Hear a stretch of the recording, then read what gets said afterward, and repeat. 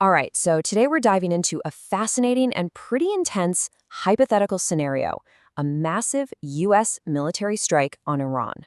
We're using source material from the military show that lays out 5 huge strategic moves they call the Big Five. Let's get right into it. And the source kicks things off with that really dramatic statement. It paints this picture of just overwhelming force, right? It claims that basically every major military asset Iran has gets taken out in a series of hits that honestly shouldn't even be possible. So that's the core idea we're going to break down. So here's the game plan. We'll kick things off with a strike on Iran's economic heart, a place called Kharg Island. Then we'll get into the twin strikes that reportedly just decimate its military. From there, we'll look at a massive, sustained air campaign, and we'll wrap it all up with the high-stakes battle for the Strait of Hormuz. Okay, so the very first move in this whole scenario isn't just a military strike, it's an economic one. It's aimed right at the source of Iran's money. Now, this is where it gets really clever. So after an initial hit, Iran threatens to retaliate against U.S.-linked infrastructure on the island. But here's the catch. The source argues it's a total bluff. And why? Because Iran desperately needs Kharg Island's special deepwater ports for its own gigantic oil tankers. It's actually their own biggest economic vulnerability. And wow, this number right here, it just puts everything into perspective. According to Euronews, as cited in the source, a massive 90% of all of Iran's crude oil exports have to squeeze through this one single island. We're talking about the jugular vein of their entire economy. So get this. In this initial strike, the U.S. doesn't even touch the oil facilities. Nope. Instead, they hit all these military targets around them. The source calls this a warning shot. You take out the island's defenses and basically send a crystal clear message, we can shut down your economy anytime we feel like it. All right, from there, things escalate fast. We're now getting into the second and third of the Big Five, and these are presented as this devastating 1-2 punch, designed to completely take apart Iran's ability to fight a conventional war. So, Strike 2 kicks off by, boom, taking out a reported 80% of Iran's air defenses. According to the Institute for the Study of War, this is the move that just opens the floodgates. Suddenly, even non-stealth planes like old-school B-52s can fly over the country with almost no risk. And right on the heels of that comes this. The IDF, as cited in the source, claims that 70% of Iran's missile launchers were also wiped out.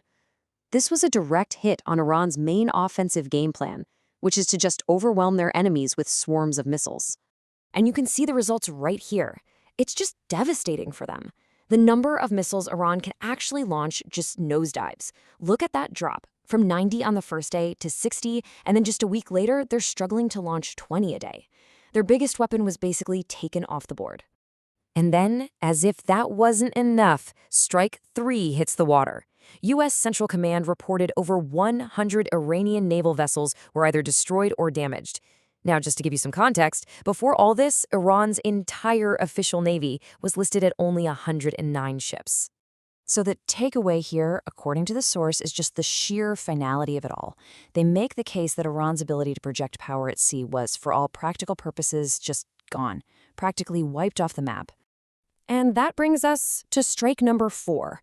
With Iran's defenses pretty much gone, the whole game changes.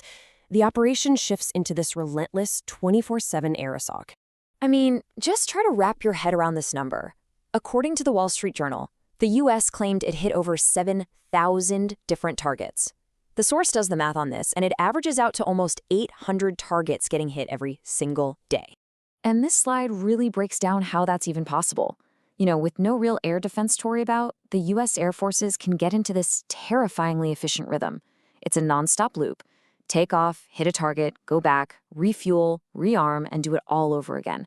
It's a constant storm of firepower that Iran just has no way to stop.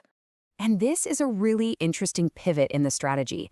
According to the source, the mission isn't just about defeating Iran's military today. It's about systematically taking out their industrial base, the factories that build missiles, the command centers, to make sure they can't rebuild their forces for years, maybe even decades. All right, we're at the end game now. Strike number 5. With its conventional military in ruins, Iran plays its last and arguably its most powerful card, threatening the Strait of Hormuz. You have to understand, this strait is a massive deal for the global economy. It's a major choke point. By threatening to block it, Iran can make oil prices around the world go through the roof. They're hoping that economic chaos will force the U.S. to back off. It's their last-ditch effort. But the U.S. response, as laid out here by CENTCOM, is just as direct. They bring in the heavy hitters. We're talking massive 5,000-pound bunker-busting bombs to destroy the fortified missile sites along the coast that Iran would need to actually enforce a blockade. And the source suggests it wouldn't even stop there. The potential next steps are huge. We're talking about U.S. Marines landing on the coast, physically seizing ports and missile sites, and maybe even setting up a permanent buffer zone to keep the strait open, possibly with help from allies. So, let's bring this all together. The story told in this source material is one of complete and total military dominance.